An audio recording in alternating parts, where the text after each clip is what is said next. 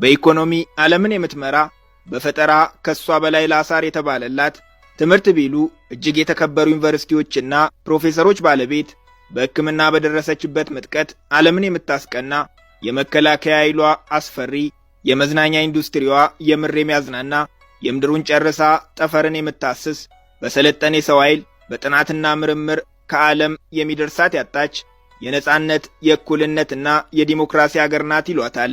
የሚወዷት ማርና ወተት የሚፈልቅባት የተስፋይቱ ምድር አድርገው ሲስሏት የሚጠሏት በማያገባት እየገባች ዓለምን የምታምስ መሰሪ ሀገር ይሏታል ዩናይትድ ስቴትስ ኦፍ አሜሪካን። በዛሬው ጉዟችን አትላንቲክን ተሻግረን አሜሪካ እንገባለን።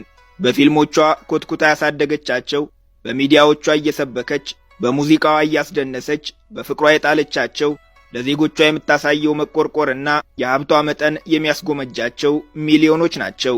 አሜሪካ ወይ ሞት እያሉ በየብስና በባህር አድርገው ውቅያኖስ አቋርጠው በሜክሲኮ በኩል በሯን እያንኳኩ አፈሯን የመርገጥ ዕድል እስኪያገኙ አጥሯን ተደግፈው አሻግረው ይመለከቷታል። እዚህ የመገኘቱን ዕድል ያላገኙ በአካል በየአገራቸው የሚኖሩ በምኞት ግን ድንበር ካቋረጡ የቆዩትን ቤት ይቁጠራቸው።